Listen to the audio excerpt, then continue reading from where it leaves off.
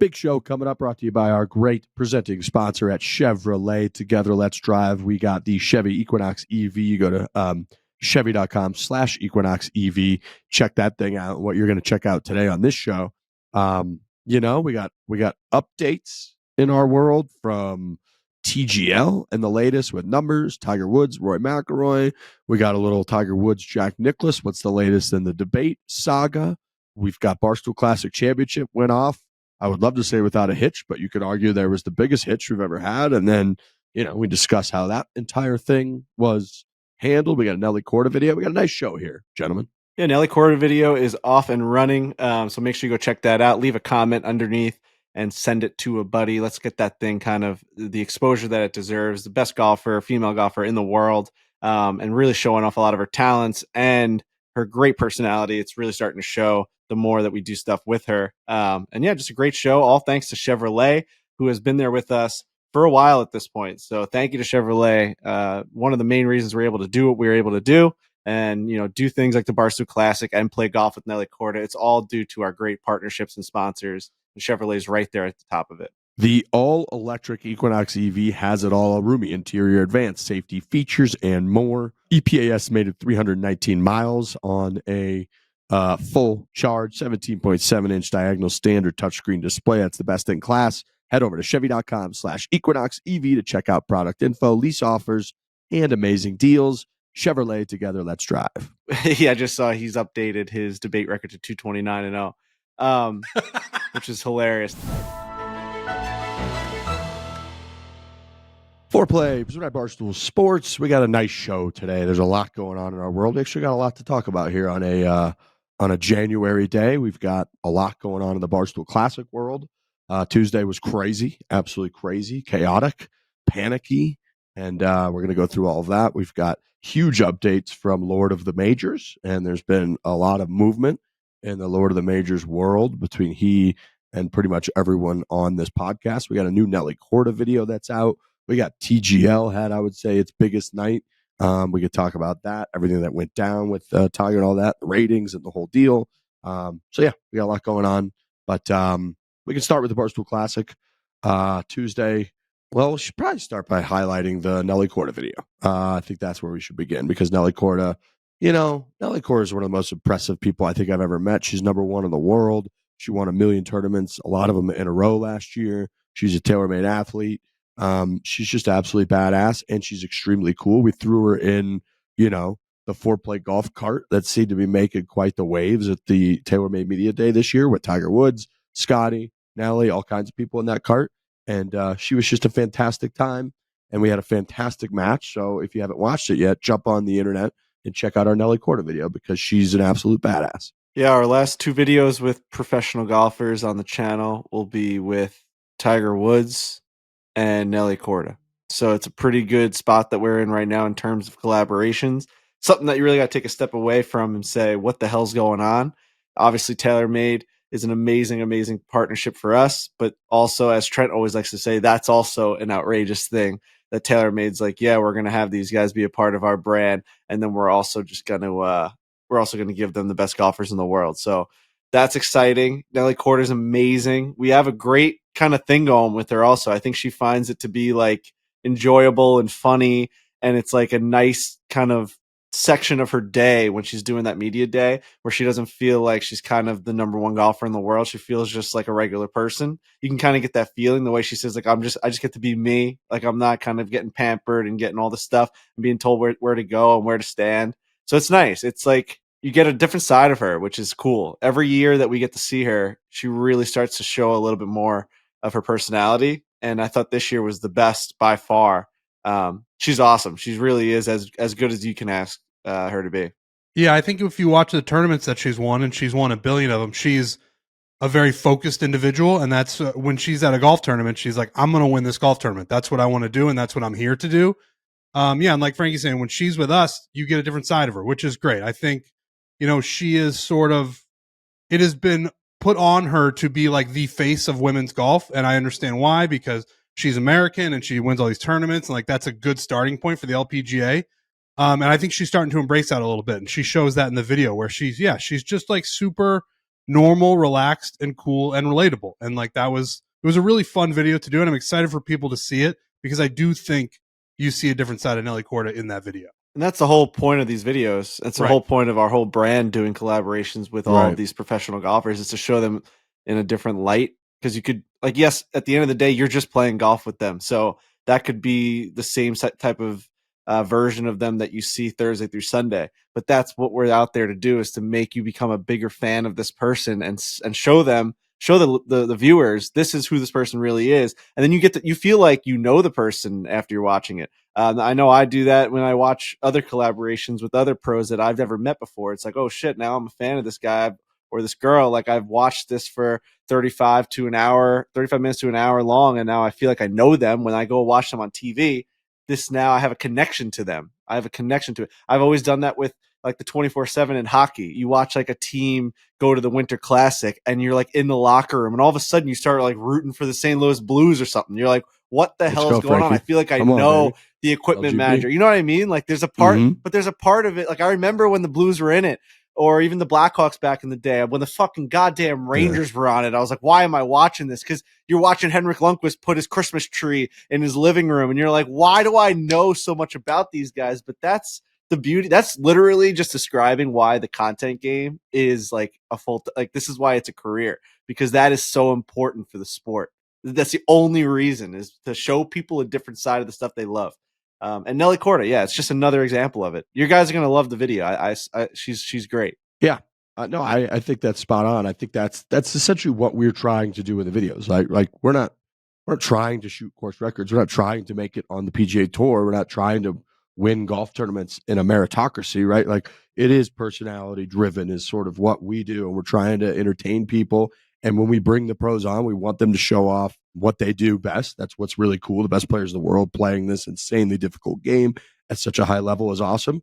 But really, you want to showcase who they are. And I agree with you, Frankie. I feel like she opened up. She was in on the jokes. She was engaged, which I know might sound like a pretty simple task, but like, it's pretty easy to show up for your hour with the fore-play crew and just go through the motions, throw your glove on the field, as Dave likes to say sometimes. And she, again, was very into it. She wanted to win the shot. She was chirping us. She was in, like I said, on sort of the jokes. She got the jokes, which is always nice. They didn't just fly over her head, or she wasn't just ignoring us.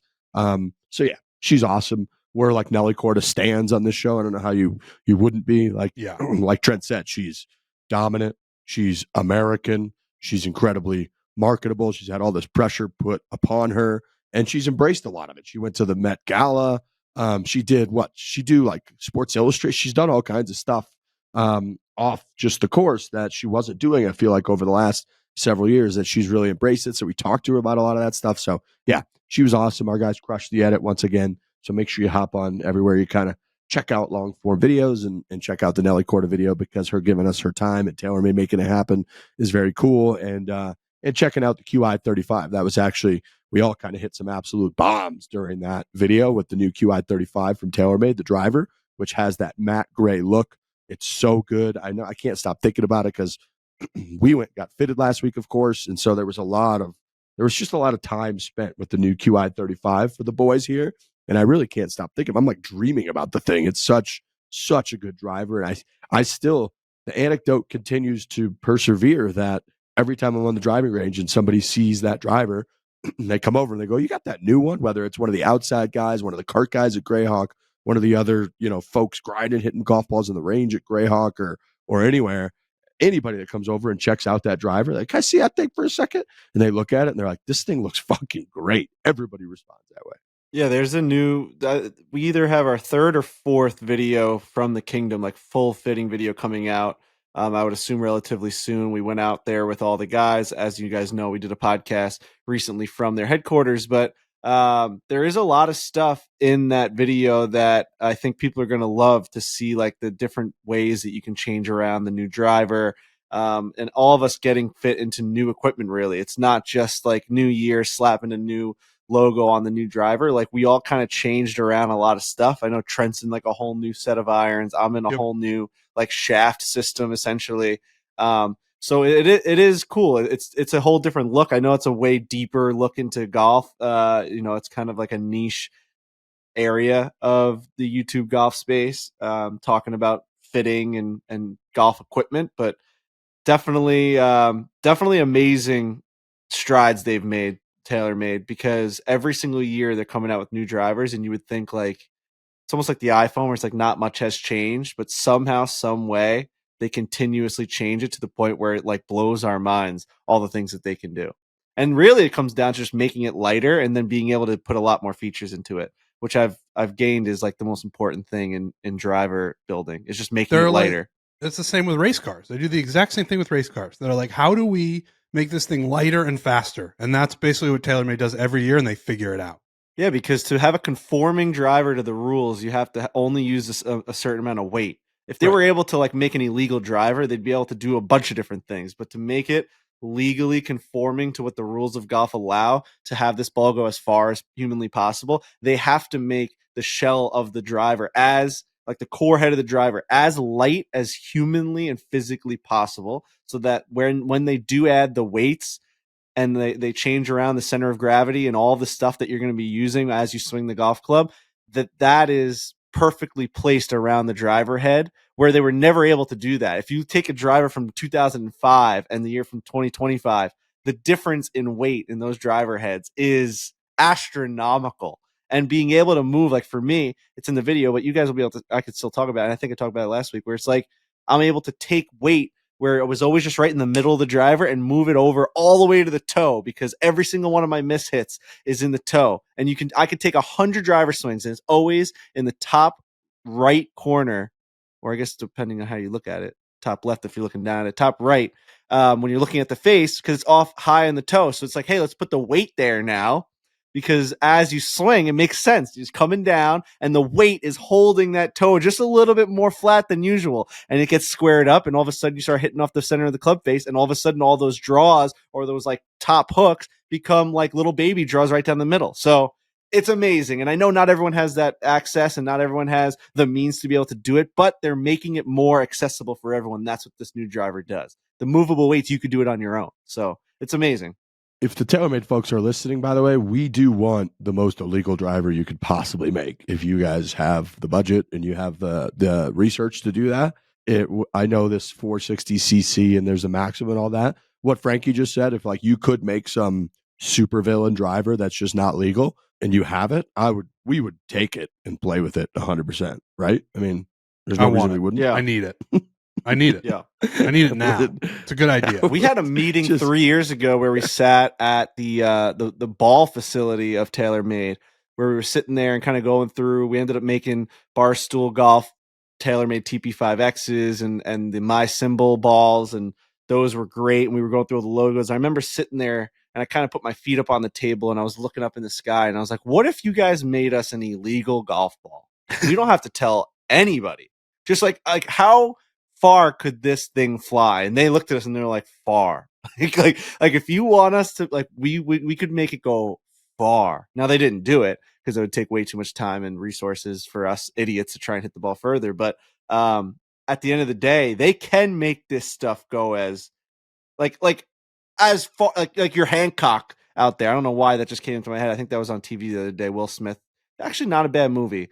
First half is good. Second half is a train wreck. Okay. Yeah, the second half's really tough, but it's like a good premise, and he actually does all right in it. He's a good actor in it. It was weird. They had I Am Legend and Hancock on back to back on like TBS the other night, and I just kind of watched Will Smith movies for like 6 hours, just kind of in the distance on one of the TVs. But like you just be hitting the ball, it'd be going through the sky if they wanted to rev this stuff up. Who's holding us back? RNA, USGA, who is it? I wish there were an underground long drive competition where it's like street racing and you can put anything you want on your driver. You can put anything you want on your golf ball, and we'll see how far these boys can hit it. Like that would be really fun. I agree. But yeah, it is well said that, understanding the weight and how it works and how they're able to add so many new cool features if they can make the rest of the driver as light as possible. That's why the carbon wood era that they came up with a few years ago was huge, because carbon is just lighter than what they were using. And so now they're able to get to a point where they can, I think one of the drivers has 3 different weights in it that you can move things around in. And one of the biggest things they did for my fitting was just flipped the weights from the front to the back. It used to be heavier in the back, and they made the weights heavier in the front near the face. That way I kind of come in, I hit it a little flatter and a little bit hotter and making the same swing and coming out a lot better and getting a lot more roll. So it's amazing what they're able to do with the driver. But yeah, we're showcasing all that in the videos, and especially in this video with Nelly Korda. So make sure you check that out. Barstool Classic. So, we hyped this thing up as we like to do and as we should have this year. The schedule's insane. I would say top to bottom, it's phenomenal, and you can't sleep on any stop. But then obviously there's 3 or 4 that are really nuts. Sabonic stands out like you wouldn't believe. It's the most expensive stop that we've ever done because it's an extremely expensive, unbelievably high-end place. And we went, as ham as we can go on promoting it, on getting everything set up. It's year 7. Here we go. And then we just had what felt in the moment like a Taylor Swift Ticketmaster, absolute like chaotic type scene where we had told everyone to be ready at noon. People are ready at noon. Everybody starts tweeting us this one glitch that is like, you're limited to register for 1 golfer, even though it's a 2 golfer event. Everyone's freaking out, as you should be. Everybody's texting us on the side, emailing us, tweeting at us, DMing us. I can't sign up. I know that if I miss my window, that's only like 2 minutes long, I'm not going to be able to get in. What's going on? So it was pure chaos. We're trying to figure it out in real time.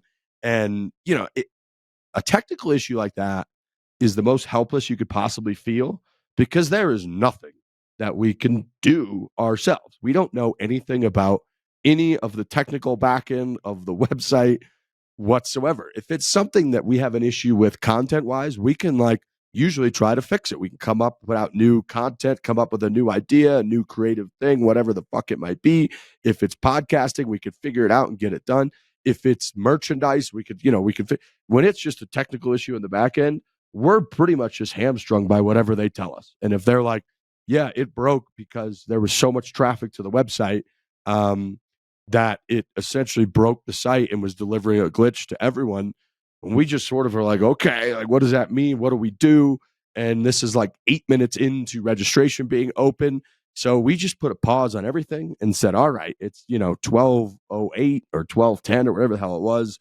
Sabonic is already sold out. I think a couple spots had already sold out. Those people are in. We confirm those people are in. It's done. It's not going to change. Let's put this thing on pause. Let's regroup. Let's figure out what the hell's going on. We heard from, the technical back end folks that things had been figured out. They had understood why all the traffic led to this and cured it, if you will, like some sort of medical miracle. They cured it. And then if we fire this thing back up later in the day, it'll be fine. So we said, okay, let's give people several hours. Let's try this again at 3:00. And I know during that window, there's a lot of panic on our end of are people just going to be done with the Barstool Classic? Are people going to start, are people going to start writing articles that it seems like we were scamming people? What the hell is going to happen?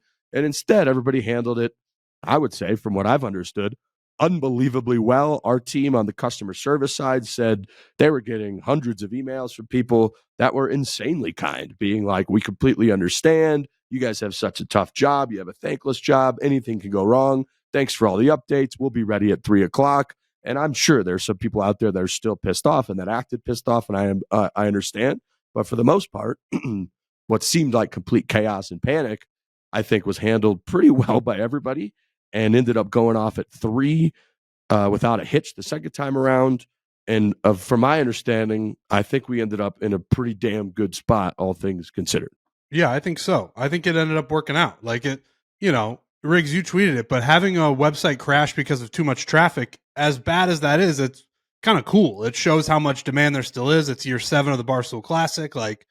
People still want to play. Obviously, the lineup is crazy and it's awesome, and I'm excited for people to get out to all these golf courses. But yeah, in the moment, and I think one of the things you learn at Barstool Sports is when something goes wrong, just be as transparent as possible about what's happening and people will understand. And that's what we did. We were in contact with our team being like, what's going on? So we can just say it.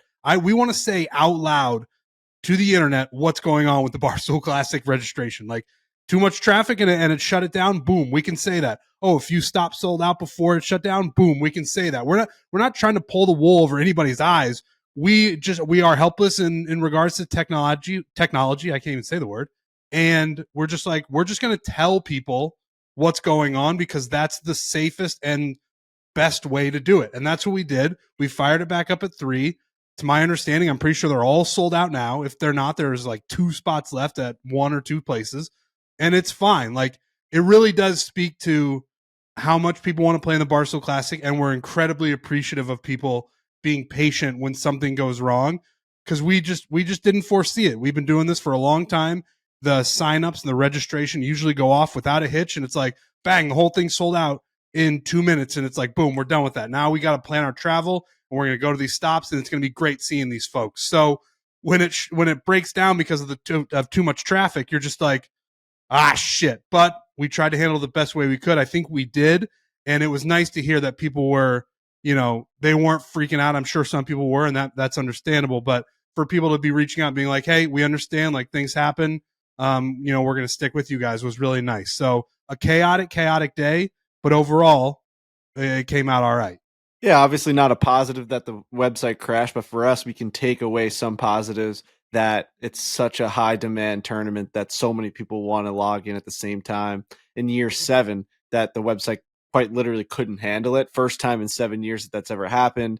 And, it's a huge website. They deal with all like indoor golf simulator leagues. Golf Genius is a huge website. If you think it's not like we don't put any, effort into making sure that the website is legitimate and that, everyone that they're going to get their credit card processed, all that stuff. Like, our team puts a lot of effort into this and testing it and all of that. So it just goes to show how many people actually were trying to get in at the same time. The Succumbed one sold out in 120 seconds. And I don't really want to talk about the amount of people on the wait list, but just to give you like a roundabout, I think we could run 3 or 4 Succumbed Barstool Classics this year if we had the dates available based off the people on the wait list. So that just goes to show how many people tried to travel the whole world to go and play that one. I don't know if that's kind of what triggered the glitch or something, but whatever it was, it obviously wasn't great, but good on the team on the website side for really just making sure that it was secured for the next release at 3 p.m. And yeah, it went well. I mean, there's a couple spots that are still open, and in some like curious places too, like Myrtle Beach, I know still has a couple spots. So if you're in the Myrtle Beach area I think that's the opener at True Blue. I think they still have a couple spots open there. And obviously there was LA had a couple spots open, but Chicago, I think, also had a couple spots open. So if you're listening to this and you didn't get in, there still are chances. And it's a fantastic event. It's year 7, the demand is still through the roof. It's higher than it's ever been. And that's all because our team puts so much effort into it. The gifting is out of control. You see the price. You don't realize what comes with the entire day. You're playing a great golf course. You're getting an insane gifting that's valued at a ton of money. You have the chance to go play in the championship if you play well, which also you're getting multiple rounds for free after that. And it's just, you're getting food, you're getting drink. It's one of the best days that you can have on a golf course. All the vibes out there are through the roof. You feel like you are playing for something, which is such a change of pace in real in our line of golf. You usually just go out there and you play against your buddies or yourself, and you really don't get anything in return. For this, you really get a lot of stuff. So if you are kind of on the fence on it, and maybe you're in a city that it's sold out within seconds, there are places to go, and they're great destinations and great times of the year to go and play them. Go take a look, barstoolclassic.com. There might be a couple spots still open for you to get in there. So, but yeah, huge thanks to everyone. Just an amazing response. This is what kind of keeps the engine going. 7 years in, the fact that it's getting better and bigger is nuts. I think there's a lot of haters out there that don't think that we do anything with our brand. And I think this is such an eye-opening moment where it's like, holy shit, 25 events across the country, selling out within minutes, like seconds. Is pretty impressive. I personally, and I'll get your guys' thoughts on it, can't believe that a Hamptons club succumbed to the Barstool brand. Oh. That to me was disappointing. Yeah. Succumbed. Disappointing. Yeah, there were a couple losers. Oh, succumbed is what a term to use there. Like we surrounded the gates and they eventually they had to succumb to it. Like not like that.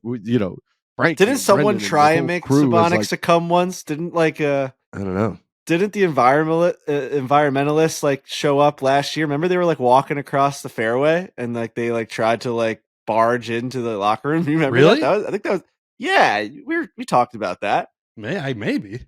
That's it's crazy. Succumbed? Interesting. am I taking crazy pills right now? There was like a huge story. They just ran onto the golf course picketing, and there was it was a full blown riot at the golf course. They tried to get Sabonis to succumb. And this guy who's on Twitter that Trent is referencing, absolutely was probably leading the charge on that. Just an absolute zero. It's just one of those guys on Twitter that never really made it in the game of golf and does golf course architecture talk. And it's just, it's one of those things where it's more jealousy than it is rage. And I don't know. What are we supposed to do that one of the top golf courses in the world wants to host this at an event? Why is that a bad thing? Why is giving access to a Jersey Jerry type person in Chicago that could possibly go and book a golf round at Sabonis and play under meaningful circumstances with his buddies? Maybe he brings his dad there. It's why the game is growing. It's bringing people that actually genuinely care about the game of golf, who are saving up money. They want to play a big round. They want to go out there and play at the Barstool Classic. We didn't save a spot for anybody. We made this open to every single person that could possibly go in there and play it. How is that a bad thing? Like, because you talk about golf course architecture and you talk about top 100 and you probably collect more pencils than we do. Like, why is that a bad thing?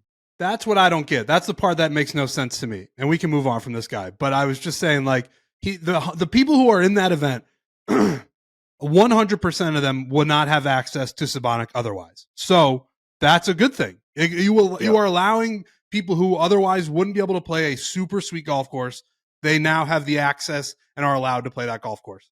On the face, that's amazing. That's it. There's another element too, that like every single course that we host the Barstool Classic at, go ask them at TBC Boston, go ask them at any of these places that we consistently go to, and they will tell you that the Barstool Classic and what it entails and the crowd that it brings and the impact that it has on the course is infinitely more positive than their average Monday buyout from some corporate buyout. It's a shit show on the typical outing that these courses welcome. That's like a 4-man scramble. They got a bar in every other tee, and it's the sales team getting out with a bunch of their clients and a corporate this and that. It's an absolute shit show. People driving their carts to the water, whatnot. And I'm not saying there haven't been incidents over the 150 events that we've done, but you go ask every single course, every single one of them that consistently hosts the Barstool Classic, and they're like, holy shit, your crowd was awesome to deal with. Your staff was awesome to deal with. It feels like a professional event. There's signage on every tee. People are there. They want to win. They get there an hour and a half early. They're hitting balls. And again, I kind of always say it this way. There's probably 20% of people that show up that know they have no chance to win. They're there to drink and have fun and have a good amount of laugh. There's probably 20% of people that take it a little bit too seriously. And around 60% of the crowd or so is right in the sweet spot. Maybe they play really well. Maybe they don't. They don't really care. But it is like in terms of whatever negative connotations he was trying to imply come with the Barstool Classic going to an event, that part of it just almost makes me laugh out loud at how clueless these people are. Because again, if they went and talked to any one of the staff that work at these courses that we have gone back to year after year, they always shake our hands and say, please bring this back. This is so relatively easy. It's not dramatic. It's not problematic. People aren't assholes. They're truly here to try to win a golf tournament, have a bunch of laughs. They drink Trulies. There's a little putting competition. There's a long drive. They have a bunch of good laughs. They take photos. We send them videos afterwards. And then they go on about their lives and they try to sign up the next year. And it's awesome. And the fact that anybody in this country, people from Canada, people from wherever, could go and get a chance to play a Sabonis, a top 40 course in the country that is one of the most expensive initiation fees in the country, is so in line with where the game is going and what these people probably have preached many times. These guys that are tweeting this type of thing, I'm sure they have preached many times. They're like, oh yeah, it's way better in Scotland where people have access to the highest end courses. We're giving people access to the highest end courses. And here they are bitching about it. So that part of it drove me nuts. But at the end of the day, I'm proud of the Barstool Classic team, of all the people that play in it, of the crew here, because we've always left a good impact on pretty much every single course we've ever gone to. And that part of it, I think that they'll just never understand. It's also like a 30-year-old complaining about like people being able to go play golf. It's bizarre. It's like old man media take from a young wannabe architect, like blogger. I don't know. It's bizarre. It did. It also was, it felt like a very 2013 tweet. Like buddy, Barstool Sports is here to stay. It's not like, Oh, yeah. like you understand, like 10 years ago, I can understand where you're like, for some reason, people don't know what it is. It's 2025. This thing is a massive, massive media company and is not going anywhere. So I don't know what to tell you. Hosted college basketball tournaments in the Philadelphia 76ers arena. We've done the Arizona Bowl inside college stadiums. We've sold out arenas for events. Like, where is this guy been? I don't know where he's been that he doesn't realize that Barstool Sports is doing the damn thing. So yeah, just a couple of losers, but luckily that guy got absolutely shredded from the likes of guys like Francis Ellis saying, "Who the hell calls it the Hamptons clubs?" and all that stuff. So it's just clearly just not the overall takeaway from the day. No. It was nice to see Francis do his thing. That got the best laugh of the day out of me.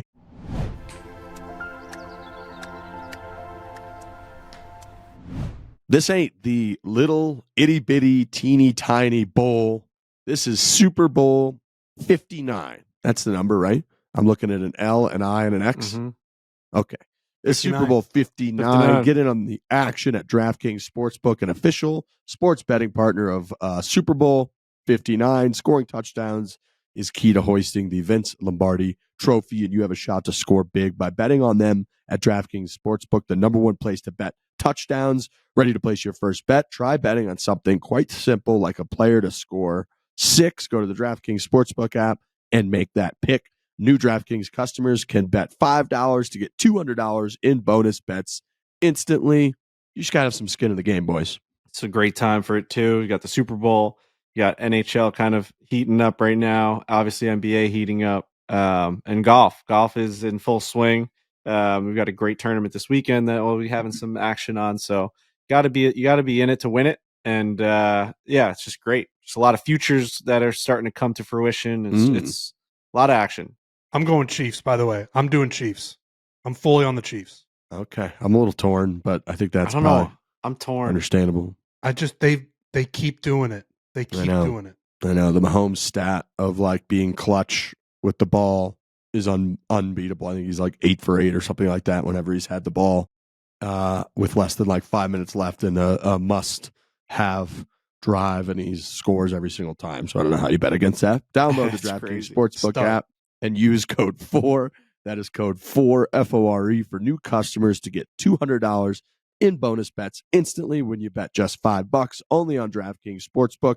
The crown is yours. It is that time of year. Taxes are incredibly important for everyone. It's a big part of adulting. You know, if you're an adult, you just got to have, taxes. You got to have them figured out. And guess what? Tax Act makes filing easy with step-by-step guidance. Expert Assist is available to answer your questions.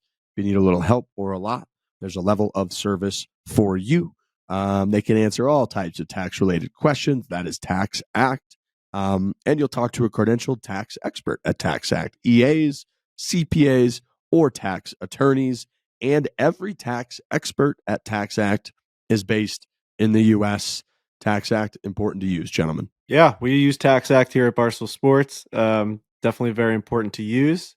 And just make sure you're going with the experts at Tax Act during this time because, they make it super easy. And simple. You go to taxact.com and start filing today. Just go to taxact.com and start your filing today.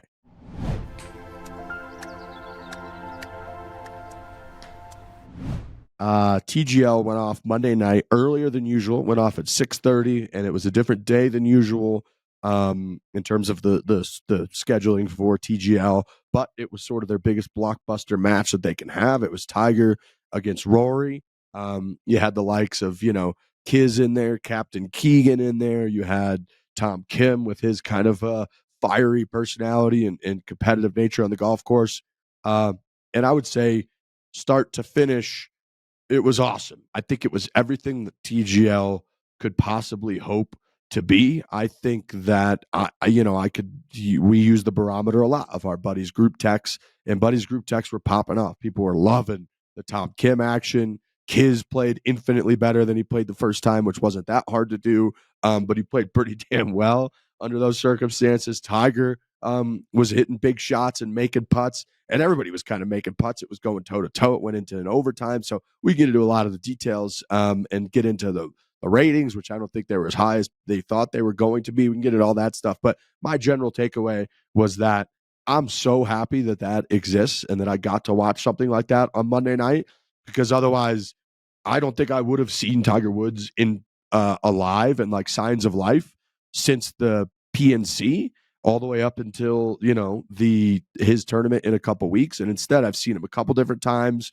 I saw Rory on a Monday night out there grinding, trying to win, talking strategy. Tom Kim was fist bumping and shushing the crowd. I'm just happy that TGL actually exists. And I kind of laugh at people that want it to be doomed, because it's similar to the Barstool Classic conversation we just had. It makes zero sense to me. It doesn't harm anybody's life. And it's just a better additive thing that exists than that it doesn't exist. That's my biggest takeaway. Yeah, I thought it was phenomenal. I was on the edge of my seat. You know, people might think that this is biased reviewing of the TGL because we've done stuff with them. We have, you know, we have jerseys in the store and at PGA Tour Superstores. We do have collaborated merchandise, but we've been pretty honest about the good and the bad about this. One of the things that we've been harping on is that they've been victims of it not being close. They've been blowouts. We thought maybe is it the structure? Is it the way that the format is that just doesn't allow it to be tight? Because that doesn't make any sense, because it should be tight, because it's the same guys hitting the same shots, and it's a small, you know, they're all hitting shots into the green. You'd think that pros would go shot for shot. It just wasn't happening. And the hammer was bringing in a lot of drama of like guys were holding on to it and not taking it. And then if you had the hammer, you would just kind of win the event no matter what. So there was a lot going into this, and I thought it delivered on every single aspect that we've been asking for. The drama was there. If you go back and listen to week 1 of TGL, my first take on that was it was too much of a party aspect. You need to have guys feeling like they're hitting big shots. There was music being played in the first week where the guys were singing as they're chipping, and their tongues are coming out, and they're grab assing, and they're kind of just like, you're hitting bad shots and you're laughing. You're like, it's a ridiculous scenario for them. They're in this arena for the first time and they have no idea what they're doing. Now, all of a sudden, you fast forward to 4 weeks later, Tiger Woods versus Rory McIlroy. Every single putt felt like it was like the end of the world. You know, you got fist bumps. You've got legitimate cheering happening from the crowd when big putts are falling. Rory is quoted saying that Tiger brought his like major kind of vibe to him, where he was like, he wanted to win. You looked across the green, and I know that's ridiculous to say because you're in a fucking arena playing indoor simulator golf, but Tiger did have that mentality to him. The way he was walking around the greens, the way he was looking at it, he wanted to win really badly. And that's all we've ever asked of this thing. And it showed. And when it is tight, and this is the most obvious statement in sports, that when a competition is close, it's just way better to watch. I loved every single second of it, man. It was phenomenal. I gave a little ricochet shot to Kevin Kisner on Twitter because his first like putt was horrific, and then he almost didn't carry the fairway, and he almost hit it into the lava on his first swing with his 3-wood. And he looked around, and I said that every single time Kevin Kisner walks into the TGL arena, every ounce of his skill stays in the parking lot with his car. Like, he just doesn't become, he is no longer Kevin Kisner when he enters those doors. And then he turned it around. He played great in the second half, but it was just funny because he even said, like, I'm going to quit after his first swing. He looked around and said, I'm quitting the TGL. He couldn't cover any carry. It was insane. Like, he almost hit it into the lava on his first swing. And Tiger's like, what's going on with this guy? He looked at him like, are you kidding me? Get it on the fucking green. Like, what's happening? But yeah, it was great. It was funny. It was entertaining. It was intense. And I loved it. I absolutely loved it. I thought it was great TV. No, I agree. And I thought they struck a good balance of fun and competition. Like, we've talked about the TGL a lot, and you're never going to get Ryder Cup level of competitiveness, like where it feels like the guys hate each other on either side, where they're not really talking. It's just very, very serious because that's how that event is. I think with the TGL, and it was perfect on Monday night, where it was clearly very competitive. The scores were close, but they were also still having a good time. Like, they were laughing after shots. They were high-fiving. Like, it's not do or die, but I like that they can put it into a gear when it is competitive, where, all right, we're going to take a little bit more serious, but it's not overly serious where it feels like they're faking it. Like, I thought they really struck a good balance of that throughout the whole match. And yeah, you can always tell. I would always do this with The Bachelor, where when you're tweeting about it, the amount of action you get is indicative of how many people are watching. And I watched it with The Bachelor. It was really high when I first started doing it. And then as reality TV sort of shifted to streaming and The Bachelor got left behind, the tweets got less action. With TGL, everything I would tweet would get a ton of action. Now, people might argue that's bots. I have no idea. But when I'm tweeting about TGL, it's getting a ton of action, a ton of likes, a ton of retweets. And that, for a guy who just works on the internet, I know we probably talk about the numbers on the ratings, but like just from a internet user perspective, people are watching and they're interacting with tweets about the TGL, and that is a good sign. So overall, it was a huge win. I know it's Tiger, I know it's Rory. Like, I don't know if you're ever going to be able to capture that magic again. I think they probably can, but it did feel like everything was perfect. It was a huge match. It was a competitive match. You had Tiger, Rory, Keegan was super into it. Tom Kim's a superstar.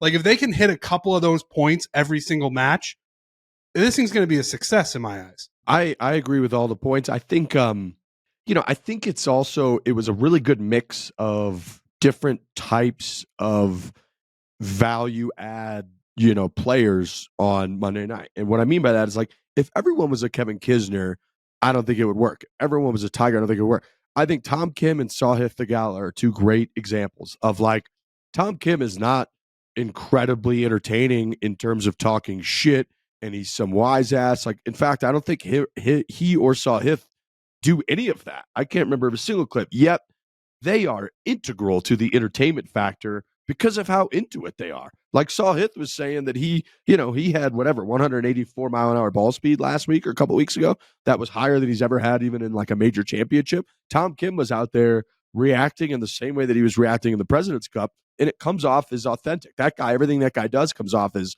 authentic, down to when he's like hugging Scotty at the Travelers Championship. He just kind of can't help himself. And I think those types of personalities are such a good example of, like, everyone doesn't have to necessarily be out there doing the dirty bird and all that. And credit to Billy Horschel trying to make it interesting.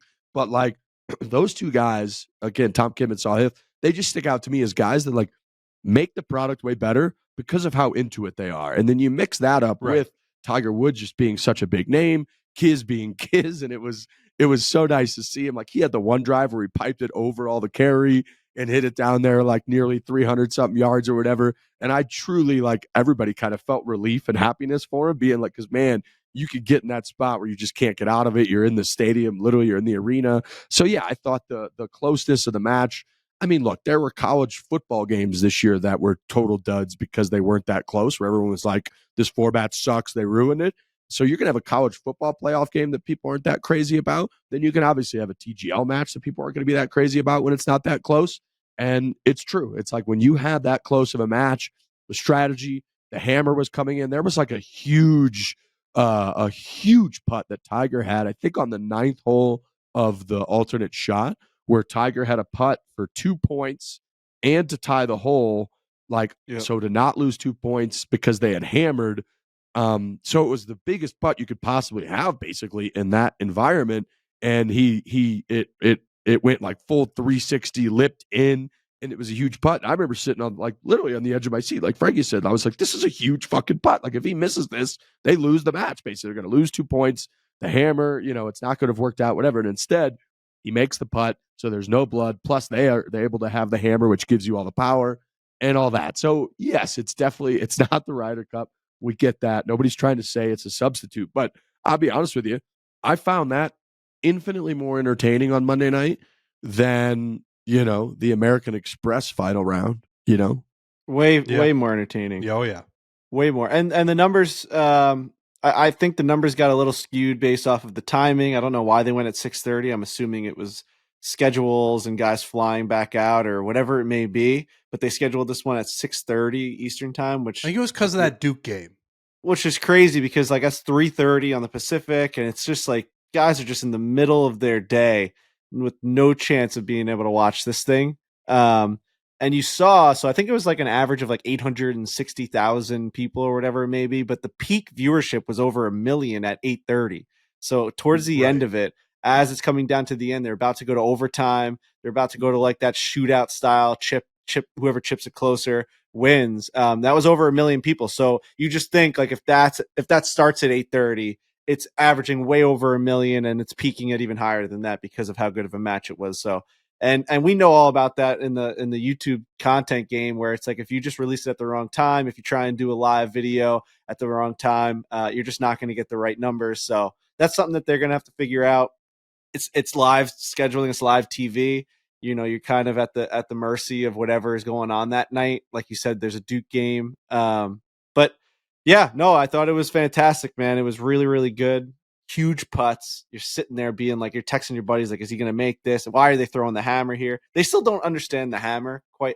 A couple teams do, but like Tiger and Kiz like threw the hammer on a hole that they were going to win, and they just gave the hammer to the other team. It was absurd. Did you guys see that one? It was like Adam Scott had duffed a chip, and he'd have to hole out from like the side of a bunker to tie the hole, and they threw the hammer on the ground because the crowd was screaming, "Throw the hammer!" And Tiger listened to the crowd. He's like, "You got the hammer?" Like he didn't know what was going on, and they threw it on the ground. It's like, well, you were gonna win that hole anyway, so you could have kept it in your pocket, because when you throw the hammer and they decline, you win the hole, but they get to keep the hammer, which I don't understand that rule either. When they decline, you should be able to keep it.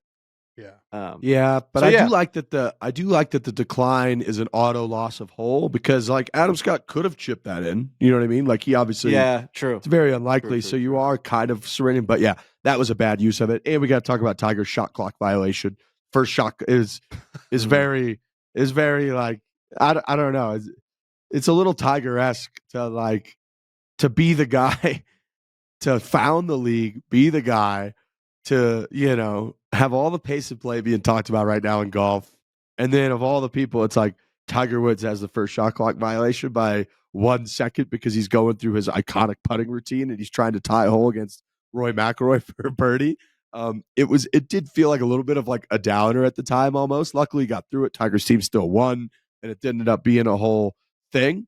But he did get a shot clock violation. I know it like, right? Like you're not looking at the shot clock because you're locked into the putt, but you can hear the heartbeat, but you don't know exactly how many seconds. So you're kind of locked in. So I don't know if it's on like, I don't think Kiz and Tom Kim are going to stop Tiger Woods from like his putting routine because it looked like it was going to be so close. So they're not really in a spot, and you're kind of watching it come down to it. So yeah, the whole situation was just kind of awkward when he had the shot clock violation. He didn't like giggle about it either. He just was like kind of like, you know, Matt, I don't know. It was a weird situation. Well, I think someone's got to call timeout. Like someone like Kiz or Tom Kim's got to look at the clock and be like, timeout.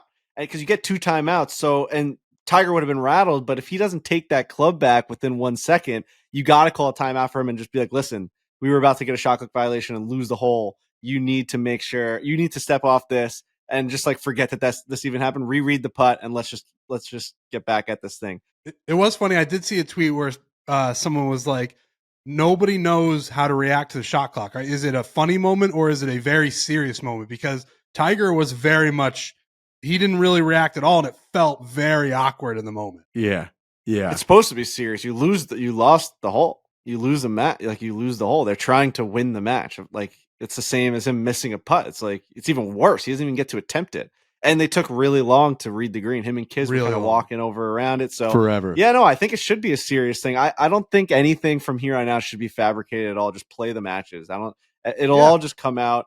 I'm done talking about who should be funny and who shouldn't be. Like this is what I've been asking for the entire time. Just guys to really try and get the ball into the hole, and then people are going to watch it. Just like every other sport, they go out there and them being in that arena and mic'd up will just give you the value that you're looking for in terms of the entertainment. Like it's already set up for it to be more entertaining than another sport because of all this shit that's set up for it. 75 cameras and all the mics and all the shit that's going on. You don't need to do anything else but be yourself and just play the sport and try and beat the other team. Enough of the scripting just go out and play. And that's what they did. And it was awesome.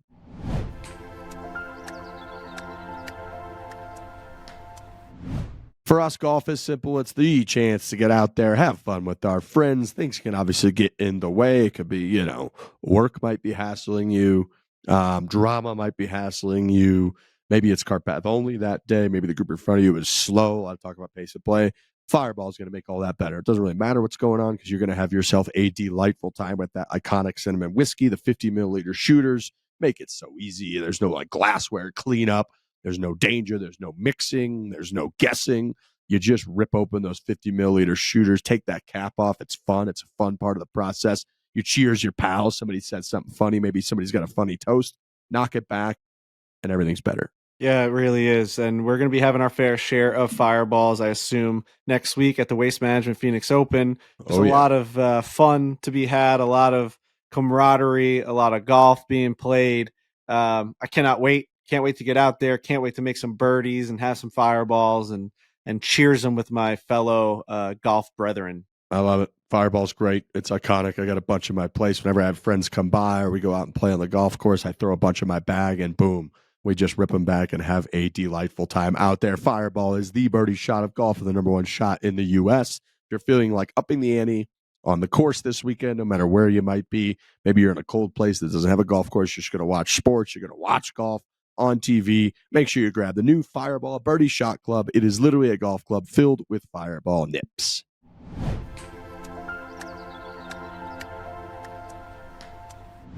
If Alex can pull up this clip, I don't know if you guys saw Rory McIlroy talking today. It's got a little bit of live talk in there, which is super interesting, but he also talks about the shot clock and basically just like, the state of affairs within the PGA Tour. It's a great clip to listen to. So if we could just play, I think it's like 2 minutes. I think great venues like this one, I think that's a big part of it. I would say, I honestly, like, I don't, the best players competing against each other a little more often, which we've tried to do on this tour. Are we missing 3 or 4 guys that have went elsewhere? Probably, but still, obviously, the majority of the best players in the world are still here. I don't know. Yeah, pace of plays. Obviously the MLB introduced a pitch clock at the start of last season, and that seemed to work pretty well. It's going to be, you could try to introduce it, but how is it governed? How is it played? That's a very hard thing to do for every single group on the golf course. Like golf is, there's a lot of things about golf that are very different than other sports, but I think that's also what makes it unique. I don't think we should try to dumb down golf to appeal to more people. Golf is golf at the end of the day. It's been this way for hundreds of years, and I really like the way golf is, and I think a lot of other people do too. But I still understand the critiques of how the entertainment product could get better. But it's a multifaceted thing, and it's I think pace of play is one thing, but player accessibility, all that, that's all the things that we're talking about. But it takes a while to put that that sort of ball into motion, and but these are all the things that I've been getting kicked around, and but like first and foremost, like we're professional golfers where we want to go out there and shoot the best score possible that we can and try to beat each other, and hopefully people find that entertaining, and if not, then I don't know what to tell them. Yeah, that last line there is the most important one to me. And Rory could like run for president and he'd probably win. He's just the greatest speaker. He knows how to say exactly how he feels, and it comes off so genuine. He's always been this great on the mic. But that last line to me is so true. Where it's like at the end of the day, we could all just come up with all these ways to make golf more entertaining or, visibly appealing or quicker so that we can consume it better. But it's just like, if we don't genuinely, if the majority of people watching it don't love watching a guy trying to get the ball in the hole, like that's really all they can do. You know what I mean? Like that's just what golf is. Like you really can't change it too much. Like it's just, they're going to go out there and they're going to try and just get the ball in the hole. And you have to fall in love with that to love golf. Like you have to, like, it's going to take, sometimes it's going to be slow. They're going to try and get that ball in the hole. It's just like, it's so true. Like being competitive has to be the main driving point. He had another part too that I'd actually singled out. I hadn't seen that other clip. That's phenomenal. And you're right. He just, like everything he says, he speaks like he's being very thoughtful about what he's saying, which I don't think everyone comes off like that, and it just carries a lot of weight. To add to the exact same thing you're saying, Frankie, he said, look, it's a balance. When we're growing up dreaming of professional golfers and trying to get the best out of ourselves, the last thing on our mind is being an entertainer. And so I think it was a little bit like at odds a little with like the JT memo, where he's sort of saying, I think, what kind of the TGL conversations we've had have brought out, which is exactly right, which is like at the end of the day, what is most entertaining about Tiger Woods or Rory McIlroy or Justin Thomas or Scotty Scheffler is when they are playing against the other best players in the world, going shot for shot, as competitive as they could possibly be, doing things that we cannot fathom, hitting it 330 down the middle, hitting it in there close, and then under unbelievable pressure, having the touch and the skill to roll a putt right in the hole and going crazy. Like, that is what they're best at being entertaining at, and it's not all this other stuff. And I completely agree with you. I think people always overdo that. They've always overdone that with the iterations of the match where people are like, they need to be out there talking shit. It's like, well, I just don't think that like Scotty Scheffler is going to be out there, if you go to the match that they did in Vegas, like talking shit to like Rory McIlroy or talking shit to Brooks Koepka. That's just not what he does. What he does is like he hits all kinds of sweet shot shapes and rolls the ball in the hole. When he adds them up, he's way lower in attempts than everyone else, and he wins. Like, that's what he's best at, and that's what's most entertaining.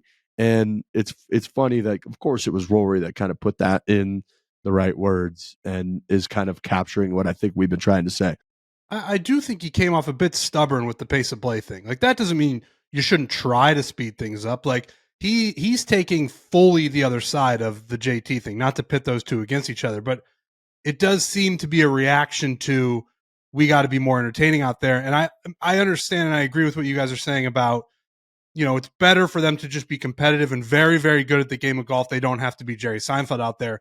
But I think pace of play is a completely separate issue for that. Like, he's saying he likes it the way that it is, but like, there is a viewership and that of people who don't like it the way that it takes so long. Like, they can change that, can't they? Like, it can take a little bit less longer. Now, is that going to make it? Is that going to make the PGA Tour the NFL? No, but you can at least maybe appeal to a few more people. I thought he came off a little stubborn with that, where he was just like, things are pretty good. He's Rory McIlroy. He's had a great life in the game of golf. Like, he's made a shit ton of money. Of course, he's happy with it. But like, you, at some point, the people who are watching make it that way. And if you are either losing viewership or not gaining viewership, you got to at least try to think of a way to make that go up. Like, otherwise, you're just sitting in the pond going nowhere. Yeah, no, I definitely agree with that. I think what he's kind of getting at is like, no matter what changes we make, the core of golf is still what it is. So I think he's thinking like changing the pace or whatever. Maybe he doesn't think like that even like it. He needs people to love what golf is, regardless of how fast or slow it is. Like, he doesn't see the value in it being faster or slower, that's going to really make that much of a difference. I feel like that's kind of where he's getting at. I do think he's wrong on that. I do think that games that have been around for hundreds of years, like baseball, they make changes, and it's not the same game that Babe Ruth played and all these guys used to play. Honus Wagner. It's like, it's different because they want to make more money and they want to get more eyeballs on it, and they want to advance the game and make it more accessible for people and make it more consumable for people to sit on their couch and watch it, or go and spend their hard-earned money and watch it like that. These are all things that you have to adapt. It's the year 2025. Like, you can't be that, whether it's stubborn or blind or, you're not seeing the right way of it. Adding a shot clock just makes the product better for the people that make golf what it is. Which is the viewers. I agree with pretty much everything he's saying, except if we could handpick the pace of play thing, and I would agree with that. I think that it's I don't think you should ever change the sort of overall integrity of the product, which is very much in line with what Rory is saying, which is like, you're either interested in like who could get the ball in the hole quicker than the other guy, or you're not. But I do, like, he even brought up the baseball example. We've all brought up the baseball example. Baseball is such a traditional game, man. From like, it always is, and for them to make that drastic of a change seemed pretty kind of crazy. And it really, I think, has worked. I don't have the data. I don't know about baseball viewership, but like for me as a viewer, it is infinitely better. It just moves quickly. Everybody moves quicker now. Everybody's attention spans are shorter now than they ever used to be. And so I think evolving, the entertainment aspect of golf with that is kind of a necessary thing. And I think like Dottie Pepper came out in a very Dottie Pepper way this last week. And her comment on the whole thing, she said, Frank, I think we're starting to need a new word to talk about the pace of play issue. And that word is respect for your fellow competitors, for the fans, for broadcasts, for all of it. It's just got to get better. And I kind of agree with that too, of like, okay, PGA Tour players and all professional golfers at that level are realizing now, right, like how much more money that they're able to make, and that money comes for a reason, and that's because the product is entertaining. TV rights, hospitality, all of that leads to the money that they're able to make, and so you might have to make small changes in order to, cater better to all the extra dollars that are flowing in, and those small changes might be, okay, we got to play a little quicker. I don't think that dramatically ruins the game or changes the integrity of the game. But I overall we've all been on that side of pace of play.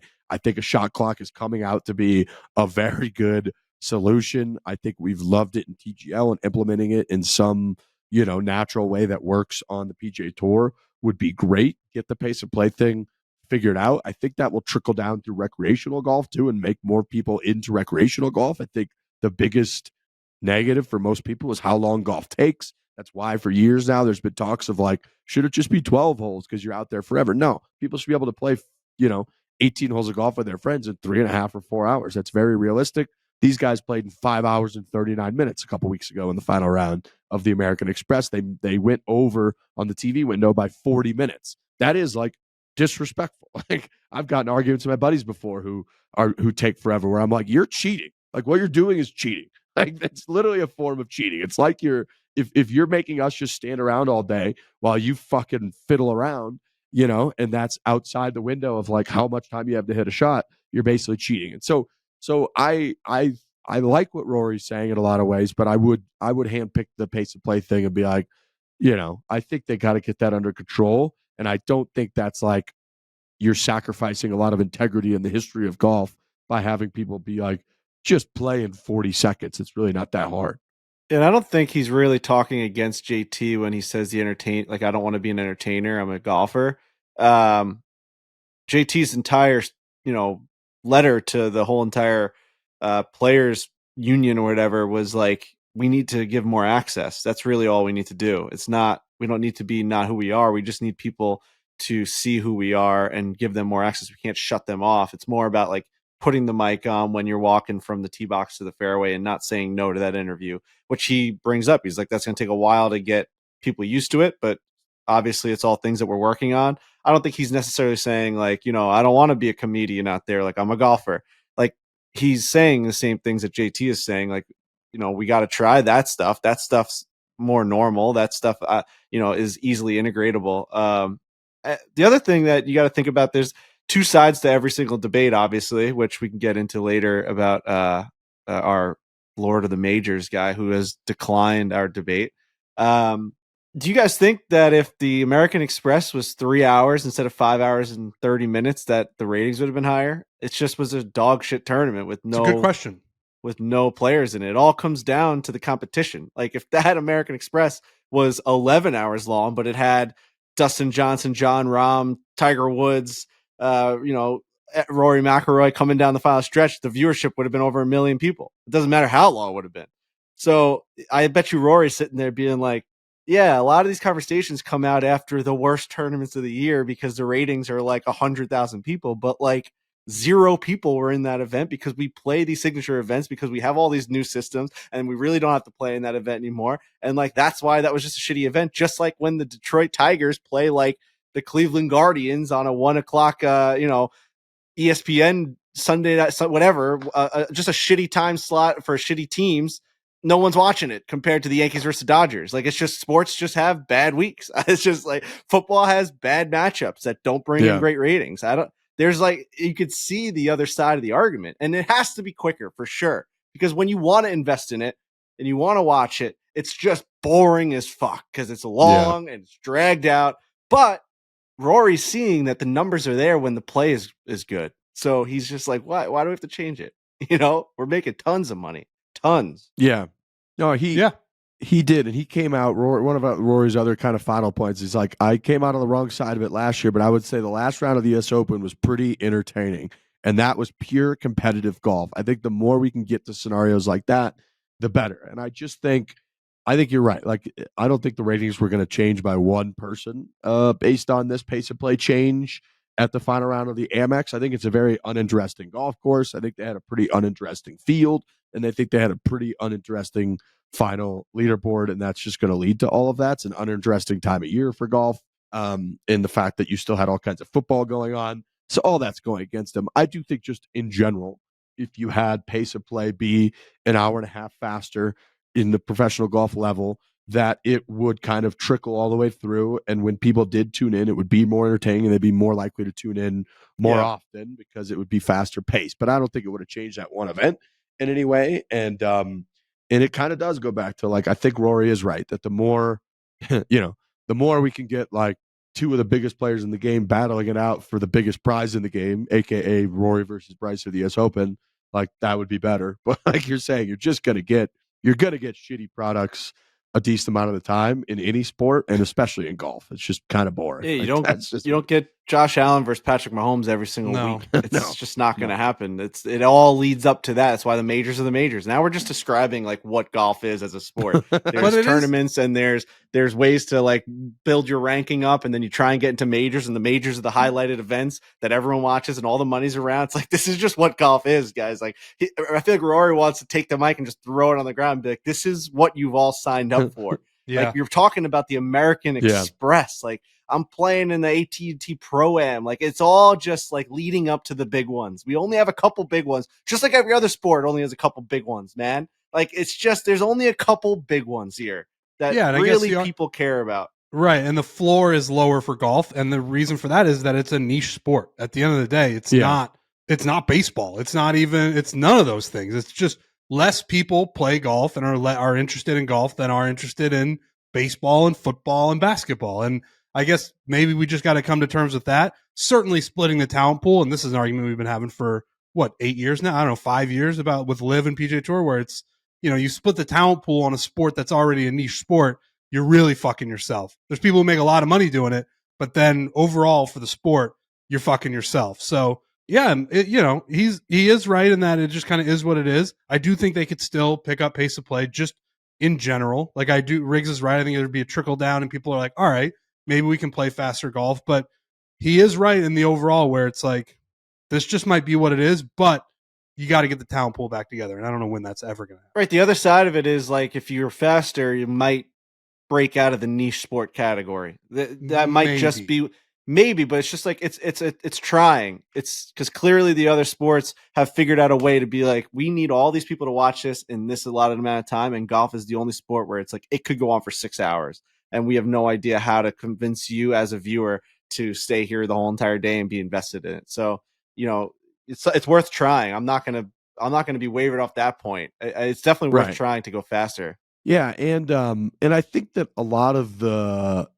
effort behind improving the product, improving the broadcast, is under the understanding that, like, when we do get the right recipe and we do get golf to transcend, and you have people from other sports tune in, we want them to see a better product so that they're more likely to be like, oh, this is fucking great. It's not meaning they're going to tune into the Amex. No offense to keep shitting on the Amex. I'm an Amex card, by the way. So thank you guys. It's got great rewards. I got a lot of miles. I have an Amex card. It's very nice, but it's not going to do that. But I do think that, like, okay, let's make all these efforts with pace of play, with the actual broadcast, which they've come a long way. Remember, like, when we first started doing this show, I don't even think they had like tracers on every shot. I really don't. And now they do. So like, they've made they're making it better so that when you do get, all of a sudden you have, let's say it's Rory against Scotty against Tom Kim at, Pebble Beach this weekend or something. And people are like, oh shit, Pebble Beach, those big names, I am going to tune in. Well, then that you don't want it to be 5.5 hours and slow and have those people bail on the coverage and be like, well, this kind of sucks actually, so I'm not that into it. And I do think that's a big part of it. So I actually consider us selfless heroes, and I'll tell you why. We could just be lampooning the PGA Tour and all of professional golf and directing everybody to YouTube Golf, because that's where we make money and that's where our bones are made. We could just be shitting all over the PGA Tour, because I actually saw a little bit of that during the shitty Amex tournament that we're talking about, where it was like, this is why YouTube Golf is winning. It's because it's 40 minutes with Nelly Korda, and it's fast, and it's guys you like, and there's never a shot going on that you're not interested in, and it's what golf in a crazy way. YouTube Golf has changed the landscape in a way where it's like, oh wow, look over here. This is where they're actually doing the right thing, where it's all just it's concentrated entertainment. It's shots everybody wants to see. I'm never seeing a shot I don't want to see. It's like, it's interesting to see that. Just, we've been in the YouTube game for so long, and it's really interesting to see some of the takes on golf Twitter. Is the PGA Tour needs to take a page out of the YouTube Golf book and figure out how to move this thing along faster, because that world, the ratings are way up for everybody. Everything is heading in the up direction, where the PGA Tour, it seems all of the talk around that is like, nobody wants to watch this. It's too slow and the fields suck. It is true. It's like, we probably, we probably host one of, if not the biggest golf podcast in the world, and way more so than watch the final round of most PGA Tour events. What I do watch is I go on and they have that like 5 to 10 minute YouTube video that's like a recap of the final round, and it's fucking great. It just jumps you from shot to shot. It shows you and builds up to the most important moments, and then they like showcase. It's basically what you're describing. It's like the YouTube Golf world has taken what takes 4.5 hours out there on the course, and it edits it down to the best 30 to 60 minutes of that entire experience and day and product. And that's what you get. And that's why it's successful. And I was just in my head while you were talking about that, Trey, I was thinking about the Masters, and I was like, you know why the Masters are so awesome? Obviously the tradition and all that, we know all that, but also the viewing of it is so awesome, because almost every single shot that you watch at the Masters is awesome. Because you're like, right, you get to see the holes, you get to just like see how this player, is going to finagle this shot that you've seen thousands of times, no matter who it is. It could be Russell Henley. It could be literally Brian Harmon. It could be Tiger Woods. It doesn't matter. They could show you anybody hitting under the 11th green from the fairway, or under the 12th tee, or hitting that second shot at the 13th fairway. And you're like, this is awesome the whole time. And just most shots in most tournaments are not that awesome. And so, yeah, it's kind of boring on shot by shot basis until you get to the important stuff. And so, yeah, it is selfless of us. I'm proud of us that we're trying to get professional golf. We love professional golf so much that we are not just telling people, just go watch YouTube Golf and forget the PGA Tour. You don't need this anymore. Speaking about selfless, we're trying to defend our guy Tiger Woods, and the latest update, we've had some interactions with Lord of the Majors, and I guess the best way to kind of describe it up top is that he's a non-verbal debater. Is kind of what we've stumbled across. Yeah. Yeah, no, the majestic golden bear on Twitter. I think his name is officially Lord of the Majors. I just saw he's updated his debate record to 229-0, which is hilarious. This guy, the majestic golden bear, is an absolute zero. He refuses. This is the most DMs I've ever sent to someone since working at Barstool. I've really just gone back and forth with him. All I write is, we'd love to debate you. And he writes back just the longest responses of all time, saying, this is why I will not respond. This is why I will not debate you. And then I just write, you have refused to debate us, which has given us no choice but to claim victory. You are now officially 227-1 in debates against Tiger Woods. And then he goes on and on and on. And then I say, will you debate us tomorrow? He says, I will not debate you on your forum. I mean, the types of things he says is like, it is me who commenced the debate under my terms. I have never won a podcast debate. Neither have I been in one. And this is why a person with a weak argument might push for a verbal debate to rely on rhetoric, charisma, and quick talking instead of logic and evidence. He's fucking nuts, dude. Good point. So he wrote all That's a fair that, point. and I wrote, he wrote all that, and I just wrote, you've officially declined to the debate. Thank you for your time. He goes, no, everyone will see that you have declined to my debate, as I am the one who have commenced this. And the reasons above explain to you why I do not respond to your claims in your format.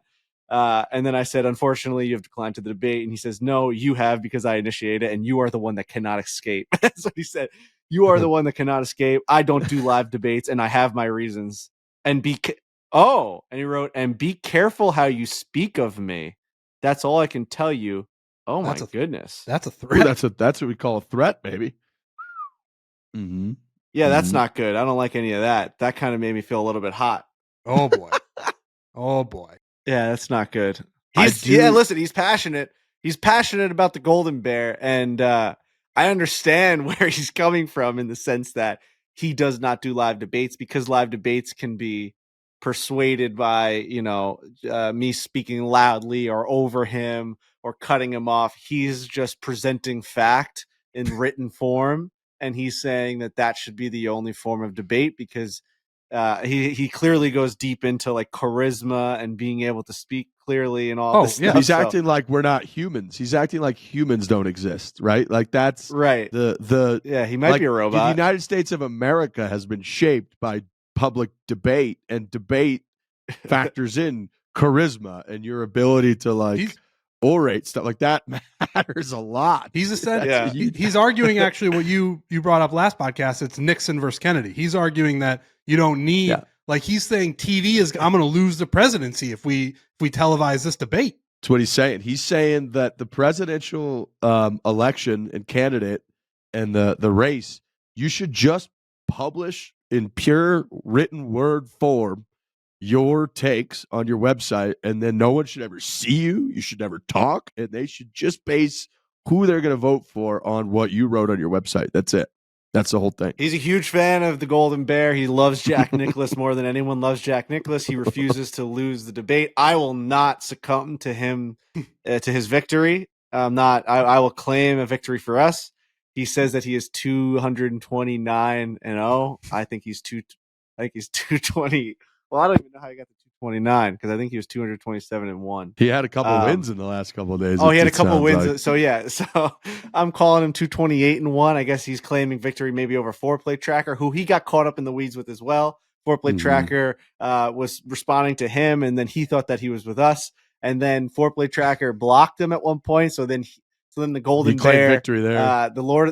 He claimed victory over that. He goes, I have won. I have defeated them. I have 228. No, he cracks me up. This guy is out there, man. He really is out there, but I've had a fun time going back and forth. I want to be on record that I'm glad he exists. Like, I think that's you need true. somebody who's that passionate about Jack Nicklaus, that was so long ago now that people are, time has a very interesting way of making people feel forgotten. And Jack Nicklaus, as great of a champion as he obviously is, as time goes on, it's just kind of like, we like the new stuff. We love Tiger Woods. He's here. He was here 10 years ago, and Jack Nicklaus was 40 years ago. So he's just trying to keep that flame alive. And for that, I do have respect for him. And Lord of the Mages, don't act like that last message being like, be careful how you speak to me. Like, don't, like, you are the most active guy on the Twitter streets. Like, you were going to be talked about at some point. You respond to every single thing we write, like claiming victory for Jack Nicklaus over Tiger Woods. Of course, we're going to try and debate you. Of course, we have to bring that up. I'm not plucking you out of whatever hole you're in right now and exposing you. You're the most active man on Twitter. So of course we want to debate you, but if you want to decline our invitation, that is what it is. I mean, it's as simple as that. I respect his love for Jack Nicklaus. I think he's one of the funniest people on Twitter. That's for sure. I've also, every single response I've sent to him has been one of the this has been a fun back and forth. I don't know that he's been having as much fun as I have. I thought that he was kind of in on the joke. He may not be. I don't think he enjoys this, Frankie. I think that he views this as his duty, as one who properly understands Jack Nicklaus's place in golf history versus Tiger's. He views this as his duty, and I think it drives him crazy that everyone doesn't, just to use the term of the show, succumb to his points instantly. Like he this is what he does. The length of messages that he sends all day to people, right? Because in order for him to send this, like this one that he sent to me, is the longest message I've ever seen. And by all accounts, he's setting these to everyone. So he's all in. I think this is his full-time job. He's sent is me a thing protecting the called the Golden Bear. Gish Gallop. The Gish Gallop. This is a debate tactic where one side rapidly throws out a large number of weak or misleading points, making it impossible for the other side to address all of them effectively. The audience is left with the illusion that the galloping debater has won because their opponent couldn't respond to everything. Appeal to emotion and to performance in a live debate, tone, body language, and confidence can sway an audience, even if the argument is flawed. A written debate focuses on logic, evidence, and clarity rather than performance. This man hates verbal debates, despises them. He's a nonverbal hates debater, like Frankie. just them to their core. The reasonings for lack of fact checking in real time in a live setting, false or misleading claims can be made, and the opposing side may not have enough time to research and refute them on the spot. He's got them all. He's got them all there, man. So Again, I respect it. I'm also locking my doors tonight, so it's it's a lot. It's a lot. Yeah, it's not great, but listen, I've said I respect him. I respect the majestic golden bear. I've had a nice little back and forth with him. He has claimed victory. I have claimed victory. And I guess we just move on because I don't know how much more I can take of that. I really don't know how much more for my mental health I can really go back and forth with him. Let's do a little closest to the pin. I believe Alex Bush has closest to the pin, which is brought to you by our great friends at Tax Act. Make sure you go to taxact.com and start filing today. They are presenting closest to the pin. Let's see, Alex Bush, gravy. Hello, sir. Bang. What's up? Yo. Okay, a little update from last week. We had lowest round at Farmers Insurance Open was a 63. And are we counting the incorrect, like Francis and Jerry, when they were -11, -7? Yes. I think that's before Yes, we okay. stopped counting the Francis's incorrect ones. Yeah. So Francis actually would get that correct then because 63 was minus, or no. Yeah, because closest was 65. You guys were 65, so that would be -7. So it would be Riggs, Frankie, Trent, and Francis with that one. Okay. And then Okay. average viewers for Jupiter versus Boston, the TGL was 864,000, which Jerry was closest with 936,500. That's the one where Jerry. Francis said 8 million, right? Yeah, he said 8 million. He would have been He was a little off. 800,000 though was probably the real guess of his, and he would have been right on it. Yep. Mm-hmm. He did Oh, try to say yeah. 800,000, but he said 8 million, but we didn't Oh allow my it. God, he would have won. Damn. Yeah, I was gonna say he was close. If he, too many Um, zeros. He was asleep at that point. Just too many zeros. Yeah. Okay, and then combined rushing yards for Josh Allen, Saquon Barkley, 157. Beef was right on with 2 points. Oh my Wow. God. What? He Yep. got 157 No way. on the Yep. dot? Insane. Damn. What were the other Cody, guesses? Frankie. We had 173, 178, 189, 219, 213, Wow. 255. 157 beef. Shout out to Right on. Shit beef. Well done. That's impressive. Well, to be honest, it should have been 158, but okay. Oh. wow. Nice. And then the last one was Trent's dice roll, which was 8, and Riggs, Beef, Francis, Trent all get 1 point. Boy, the other guys kind of cleaned up on that one. They did Yeah. clean up. Should we count them? Should we give them their own points or like a guess kind of combo? Yeah, toss them on because they'll be on trips and stuff. Yeah, It's yeah, nice. exactly. Yep. Okay. So then now we have Frankie in the lead with 4, Riggs with 3, Trent, Beef, Francis all with 2, myself, Jerry, and Kyle Timms with 1. Okay. Wow. Yeah, and you could even put like amount of you could even say like how many games they've played. Yeah. You know what I mean? GP, Just to- baby. Yeah, just to that's a nice addition to the leaderboard, games played, because Yep. it'll give some context to So you they know, all guy play, being in last. all those guys are 1. Yeah. So, okay. So this week, first one, we have Scotty Scheffler back this week. Number of birdies or better through all 4 rounds. Nice to have him back. It was just good to see him on a golf course hitting shots. Very nice. Yeah. Very nice. So total birdies Total birdies or better. whole entire Wow. week. Whole and week. weekend. Yep. 4 rounds. Mhm. They play Spyglass, Pebble, and what? Monterey Peninsula, I think. Yeah. And then they play Pebble the final round. Really good golfer. Such a good good golfer, man. Like the best. Damn, I can't think. Okay. I don't know if that's enough. Fuck. Yeah, I feel like I'm on the low side too. I don't know. Infinity? I have no idea if I picked the think right I'm like- number. I think I'm way too low, but I don't want to throw this off too far in the wrong direction, but I just want to say, Frankie, that hat you're wearing is amazing. I appreciate that. That's Really like good hat. dope. New York Islanders. sick. I know, I didn't- New York this is Islanders where I have didn't won wanna 5 throw in it a row. What'd you do, Trent? It's on I you. just like the hat. I've been looking at it It's all on you. show, and I was like, that's a dope hat. Listen, at the end of the day, this team was written off for dead. They're selling Brock Nelson for pieces on the black market. It's like, no one was showing up. Barzy's chirping the crowd. It's going viral. It seemed like we couldn't go much lower. And then all of a sudden, something just snaps. Bang! Win 8 out of 10, 5 in a row. You're 3 points out of a playoff spot with Couldn't have 66 kept points that to yourself, remaining in this. Trent.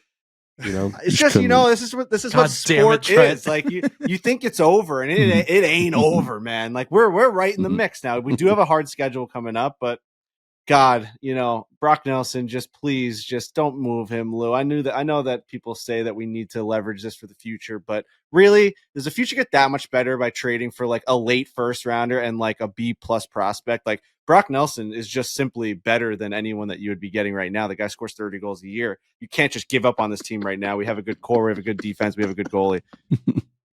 All right, let's get these guesses out, Alex. All right, we got Riggs 24, Trent 23, Oh, Frankie 25, Alex Let's go. 19. I'm on the high side. Oh, wow. Yeah, that's a good spot to be, man. Wow, you're in a great. I'm sandwiched. Yeah, got a little I don't love Frankie. that, to be honest. I mean, that's a Trent lot Sandwich. of birdies, Shit. but It was Scotty Scheffler. I know. How do they like tear up Monterey? Like, like a country club? Do they tear that place up? I don't think they tear it up. I think it's the easiest one of the three. Spyglass kills them. I think Spyglass has one of the highest scoring averages on tour. Yeah. Okay, next will be Nelly Korda, finishing position this week at Hilton Grand Vacations Tournament Ooh, Champions. she won last year. Did she win last year? Now, if you say a number and she ends up tying for that, does that count? Do you have to call that out? I feel like It that should counts. count. If you say 3 and she's T3, that counts. I think that right? counts. I didn't know if you get Yeah. extra points for calling out a T. All right, Riggs third, Alex first, Trent first, Frankie first. Yeah. God. Lurch She's gonna first. win. Yeah. I think she's Fuck going to yeah. Literally, as long as she doesn't win. win. True. Average viewers for Super Bowl 59. Ooh. There were 120.25 million last year. That is unbelievable. What was the Wait a number again? minute. I'm sorry. How many? 120.25 mil last year. So this won't be for next week. Oh wait, because it's No, yeah. it would be the week after. okay. to keep the 120. receipts. I mean, We'll keep the receipts. I know. I just the Kendrick Lamar thing is. I think people are gonna hate watch that. I think it's gonna get even more Really? views because Yeah. of that. I cannot believe people are going to he's- watch that for sure. I cannot believe he's going to be there for. Do you think he's a Super Bowl big enough? Well, Talent, Super within Bowl. the last 2 years, he's huge. I Yeah. mean, he's as in the news as you can be, and that is valuable. Isn't it niche news though? You have to be into the Drake versus. I don't know. No, Like that his- was Drake dude, versus that Kendrick. took over. I understand some people might not know all the ins and outs of it, but I think a lot of people knew that. Wow, Drake, the biggest musician of the last 10 to 15 years, is in a beef with this guy who is a popular guy in his own right, and Drake is losing. That's interesting to people. I think as far as rap Drake beefs, wouldn't Drake get the Super Bowl then? Because if the beef's about the most popular guy, But he lost. He should. He should. he But he, lost. that's I mean, what but I he's mean. more No one popular. even, not, the general public that's watching the Super Bowl doesn't know that he lost the beef. They're just what's going on? We're talking about songs, banger songs. I agree with you on that. He, as far as Super Bowl songs go, he's not going to be at the top of the list. I would say most people are not going to know the songs he's doing, which is obviously Yeah. a problem. But he has definitely been in the news. There's popular people out there. Don't get me wrong. The Super Bowl halftime show is about playing the most popular songs. That's a concert. It doesn't. It's not a popularity contest necessarily. It's who has the best songs. When the Red Hot Chili Peppers did it, they weren't the biggest band in the world at that time, but they have songs that when you listen to them, you're like, holy fuck, that's the Red Hot Chili Peppers playing in the fucking. For whatever reason, the NFL saw what was going on and they were like, that's why he got it. if he doesn't have the last year and a half that he had, there's no way he's the guy they pick. He's just, the NFL was like, wow, he's very much in the news, so we're going to pick him. I agree with you. I don't think his songs are going to make people go crazy. I like Kendrick Lamar a lot, and I know a lot of his music, but I know there's a lot of people out there who don't.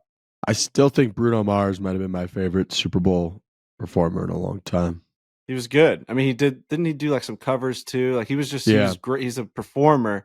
Yeah, it's just tough. Like there's a lot of fucking famous musicians out there that wouldn't really fit the bill for a Super Bowl, and he just seems to be one of them right now. It was a weird pick. Like I know unless you're in New Orleans, Taylor Swift joins him on stage for the song that they did together. That would be massive. That would be massive. Like he has to nail the collaborations. That's for sure. Like, do you know who SZA is? I've seen it. Yeah, I've seen it's a woman, right? Yeah, it is. Yes, I'm sure she'll be involved somehow. Like they have good one, good big songs together. But I didn't know that. SZA. I've seen it. I've never been confident enough to say the name. SZA's great. All right. Oh yeah, how many people are gonna watch this? Oh wait, none of us put. I haven't done it yet. Oh yeah. I mean, this is a crapshoot. Yeah. Well, you got to also think about the teams. Like that's a bigger part of it. Of are people sick of Eagles Chiefs? Are they into the rematch? Obviously, Mahomes brings eyeballs. Like Jalen Hurts is kind of a zero to me. Saquon Barkley's awesome. I think it's a pretty big Super Bowl. I've seen people being like, I mean, they're going for a three-peat. That's a huge deal. That's a really good point. I think it's massive. These are huge markets. Like it's Travis the Kelce Eagles might versus retire the if they win. Chiefs. Like this is, I've seen some people being like, it's a boring Super Bowl. How much better could it's you get? only boring to people because like you just got this a couple years ago. That's why it's boring. That makes you got it even the better. It's a rematch. No, it's just like, I think I agree. Too. I'm just saying people in general see the repeat and they're like, we want something new story kind of thing. Do you think the ratings would have been higher if it were Bills Eagles? 100%. Yeah, I do. I don't know. Like the NFL thinks it would be the Chiefs. That's, we're not going to go down that road. I think that the new story, even if she stays in the box, like, yeah, people. There's going to be a demographic of people who tune in again because they're like, I think it's going way up this year. I think it's going way up. Last year was last year was the 49ers versus the Chiefs. 49ers. And that was also a repeat from a few years ago too. But it was like Brock Purdy versus Mahomes. It's like and now it's like you got a whole year of Taylor Swift plus the Eagles plus the three-peat. This thing might hit 200 milli. I don't know. Kendrick Lamar, he's going to bring the number down. Maybe he brings out Lil Wayne as an homage to like him being from. The thing is this is where Drake and Lil Wayne Drake is Lil Wayne's protege, so I don't think he would do that.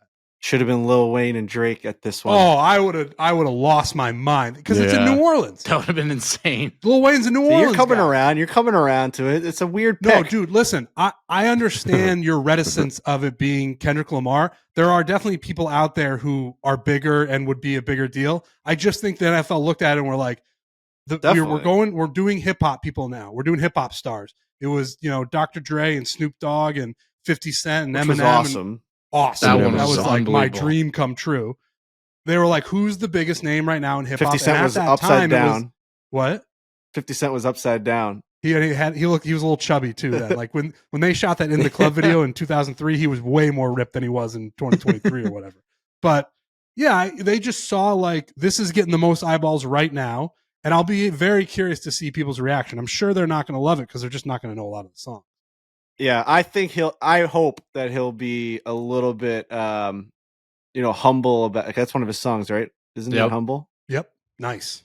See, I knew that. I know some of his songs. I'm not like I don't live under a rock, but I just think to perform for 20 minutes is gonna be tough. But hopefully that he realizes and he is humble enough to be like, I got to bring out some other names here, just for 100. Well, you'll hear my guess, but if 140 million people are watching me, I gotta broaden these horizons. The question people who know about this are asking is he going to play diss tracks while he's up there? And there's also rumors that's why Drake is suing him, so he can't play those songs. Not Like Us, right? That's the song against Drake. So if he plays that would be outrageous. Like, it would be Twitter outrageous. Would explode. Oh, it would be insane. Because he's claiming he's like a rapist in there, right? Like there's a lot of bad things in there. Pedophile. Jesus. Yeah, so it's like that would be an insane thing to put on national TV. But it'd also be pretty baller. Arenas play that song. It's a banger. Arenas play the instrumental to that song, like when they're coming back from like commercial, like before Face Off. That song is everywhere which I guess I'm making my point for why he should be in the Super Bowl. Yeah, if he plays Yeah, I that think you song, are. if he plays that song at the Super Bowl, it will be one of the most baller moments in music history. That will light Twitter on fire, which I guess is what the NFL is looking for. All right. We got Riggs 131 mil, Frankie 141 mil, Trent 124, Alex 104. That's the high side again. Alex is just like, the 104. Super Bowl sucks. No, dude, I'm not You're- one of these. I'm going to watch Super Bowl no matter what. But I see these people on Twitter like, oh, I'm not going to watch a Super Bowl now after that game. I'm not aligning Yeah, myself you just with see that. Bills but Twitter is what you I- see. I- That's what you're seeing. No, dude, non-Bills fans too. Alex is I got a scrolling Bill's lot. Twitter being like, the Super Bowl sucks. He's like, man, people hate this matchup. No, Bro, dude. Man, In a- people are not NFL's excited about really this Super Bowl lost. Okay, maybe Bro, maybe it's maybe in it's a all in a Bills fans. I crazy don't know. way, in a crazy way, what you just described, Frankie, is the whole world. Yeah. You know, they're just like confirmation yeah. bias, confirmation bias. They're like, oh yeah, this Yeah, is how sure. everybody feels. Right. I mean, we did a whole hour on golf and like if it needs to be faster and like we don't even know if that's how like the whole world thinks about golf. It's just No like clue. our Twitter, our lane is so right here about like specifically trying to get the game of golf to be better for the consumer and the viewer. It's like does anyone that's having a beer at like a local country club even give No. a fuck about what we're talking about? No, you don't know. dude. You don't know. Nope. It's only what you see. You're so blinded by everything else. It's true. Like, I think the Brock Nelson trade market is the biggest news in the world. I think they should open up the Super Bowl halftime show with, like, is this guy getting traded or not? Right. I don't even know if more than 1,000 people are talking about it. It's so I true. don't think they are. It's so true. But that is how it works. That's how I it called my works. dad yesterday. I was like, we went. I was like, I wouldn't be surprised if the Barstool Classic website being broken down is on CNN tonight. Like, I was just like, I think it's the biggest thing in the world. Oh, All so funny. right. Go Chiefs, I guess. Whoa. All right. Yeah, we Oh, got to this end is this. the We got to best. end this. We got to end this. We got to just NFL gets what they want. Travis retires. We're good. It's over. All right. And Travis Um, Kelce being on that team isn't why they're he- fucking. I mean, the guy had 2 receptions. You know who he's dating, right? Like Oh, why? okay. Yeah, that's what I'm talking about. This whole like thing, just gotta. Conspiracy theory. I love your Taylor. algo. Your but algo is just drilling your brain with My algorithm NFL conspiracies down bad. just because your team can't get over the hump, and that's the truth, my friend. And then you're not the like, truth. yeah. All right. You're so into it that you expose yourself with your 104 million viewer guess when it comes to the Super Bowl. Just watch. It's going to be 104. All right. I hope you're right. Last one. Little NBA. Kevin Durant at the Warriors, or I don't know who's home, but they're playing the Warriors on Friday. Combined points, rebounds, and assists. He's averaging 27 points, 6 rebounds, 4 assists this year. I haven't talked a lot about this, but I have an OKC Thunder futures bet, if we're talking NBA briefly, that I made before the season started on the DraftKings Sportsbook. They were plus 700. They're the best team in the league, and they're plus 225 So to good. win the NBA Wow. Finals. Like they Good Yeah. bet. that Come it's, on. I put like a decent amount on it, and I like if they win the fucking title, I'm gonna be the happiest guy in the world. It's a really fun Come team. on. SGA, the guy Alex Caruso, who loves our stuff, is on that team. Him and Love I that DM a guy. little bit. It's like if the OKC Thunder, if anybody doesn't have a horse in that race, just start pulling for the Thunder to win the NBA That's Finals, good. because that will be a really good thing for me. They must have been pretty good going into the season if they're plus 700 preseason. Yes, they won the West. Like they're very, very good young up and coming team. But now they're Yeah, pretty it's much fucking- the favorites up there with the Celtics. Right. I was going to say 7 The to 1 or Cavs. 2 to 1. So it's rebounds. Points, Points. rebounds, assists combined. So he's averaging about 28-ish or 38-ish combined a game. Right. Right. All right. Riggs 39, Trent 38, Frankie 42, Alex 42. I just went with the average. I think that's all I had, gentlemen. That's closest to the pin. Pebble Beach this weekend. Elevated will- event, good field. Yeah. You get to watch these guys play Monterey Peninsula. You get to watch them play Spyglass. It's as good as it gets, man. These are playable golf courses. These are public golf courses. Well, not Monterey, but like, Pebble Beach and Spyglass. Like you can go and play these courses. You get to watch the best golfers in the world go and play them. That's exciting. That is exciting. The best location on earth, I think, for golf. Just that Monterey Peninsula area. And Amazing stuff. I watched a pretty good movie the other night. Saturday Night. It's the like how Saturday Night Live kind of all came to be. I think that I'm gonna throw a recommendation on that. Really good. The whole premise is like the movie starts at 10 o'clock at night, and it just like every 10 or 15 minutes the clock shows up, and it's like you're getting closer to 11:30 when the crowd walks in, and are they gonna get the show off? And it's the first ever SNL. You got like the John Belushi's and the Chevy Chases, and it's awesome. George Carlin, like it's really, really, really great movie. Gives you anxiety though, like maybe not watch. Like it's just one of those where it's like going. Wow, I want to watch that. I think my brother watched it and he liked it. I haven't seen it, but I saw it come across. I actually almost put it on the other night, but I'll have to throw that one on. I'm most interested in who plays those actors. Yeah, and they do a great job. They sound just the guy who plays Billy Crystal is Billy Crystal. He's like must be his son or something. It's nuts. Like that's a hard thing to do. Like a young John Belushi, a young Chevy Chase. That guy crushes it. Yeah, they're amazing. Who plays Lorne Michaels? Yeah, it's just I mean, I didn't realize how young the actor who plays him is so young. Yeah, and you're like, there's no way Lorne Michaels was like a 28-year-old. Yeah, like, it was what, like 75? Yeah, he was 50. I think they're celebrating their 50th year this year. Oh yeah, they are. Yeah. So if he was even 30, it's like how old is Lorne Michaels now? 80? Like he's old now. Yeah. So, amazing though. Just really great job. The set design, everything was phenomenal. Just the way that they shot it. And here's another thing. One last thing before I go. I was scrolling TikTok, or I actually don't go on TikTok that often. It's more Instagram Reels. But I call it TikTok, which is so weird. I was scrolling Instagram. Okay, Isn't that Mr. Weird? Borelli. Isn't that weird? So I was scrolling Instagram and something just popped up and it was like, are you having trouble sleeping? And I don't know, it was like 1 a.m. and I'm laying in bed looking at my phone and I just said out loud, yes. Like, I guess I am. I didn't even think I was. I was watching fucking Sir Nick Faldo win the Masters against the Shark on YouTube. It was just playing. It's a great one. I was watching him. That's a meltdown that was. Great Masters. 97? Yeah, so I think so. No, that was 96. Tiger was 97. 96. And the Shark like hugging him, wearing that hat at Augusta is just outrageous. Actually, the outfits were quite laxed. You know, if you think about that time, like if someone wore that today, like that cowboy hat, and then like Sir Nick Faldo's wearing like a unbuttoned like striped shirt, like these guys were actually dripping swag back then. If you think about it, like now everything's a little bit more tighter, but like they looked like Jason Day rocking Malvin stuff.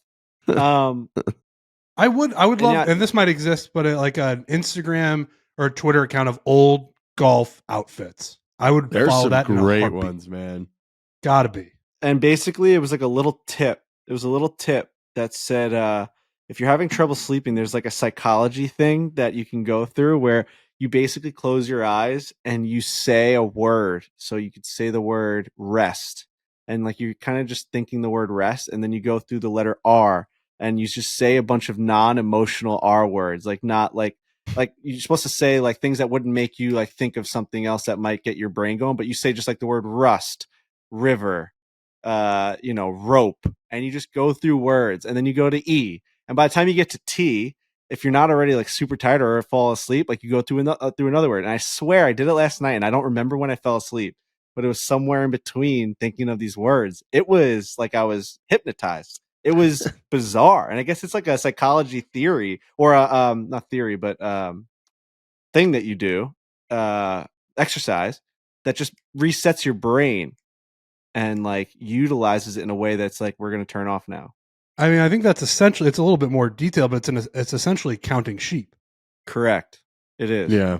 I guess it's like counting sheep, but like you're using parts of your brain to like think of words. Yeah. And that like non-emotional thing part of it is like you actually have to really think about it, and like my brain was hurting where it was like it was weird. You're trying to think of words that can't start some other thought.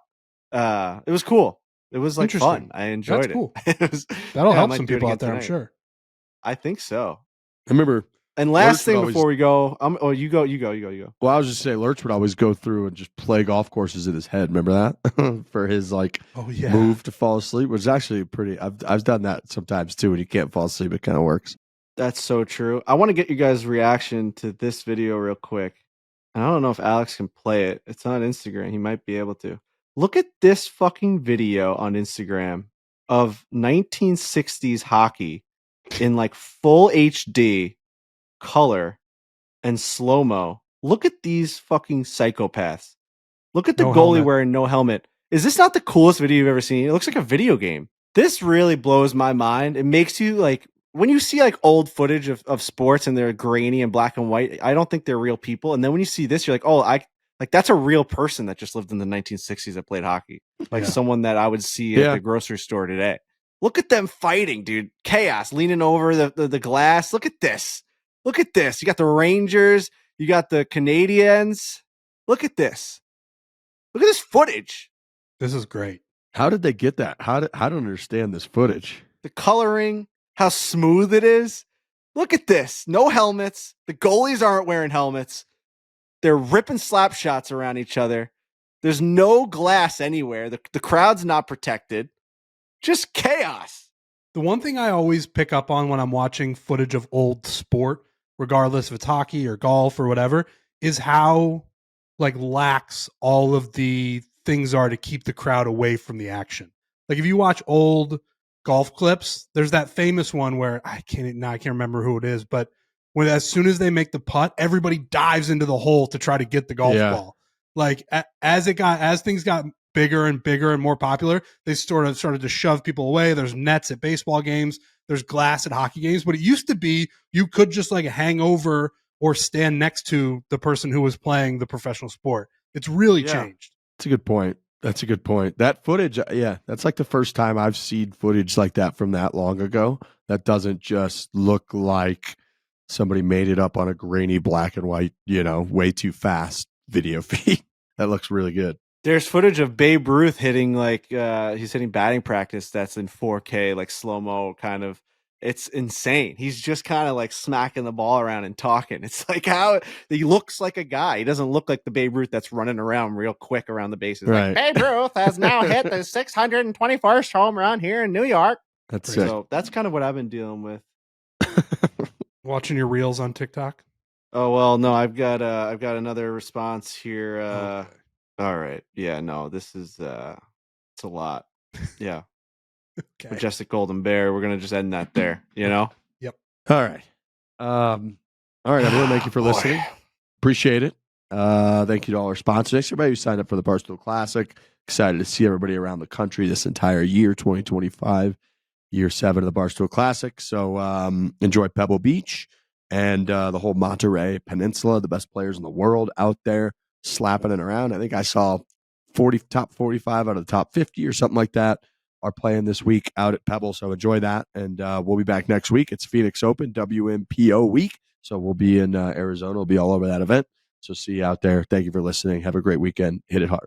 Hit it hard. I'm riding Justin Thomas this week. Hit it hard.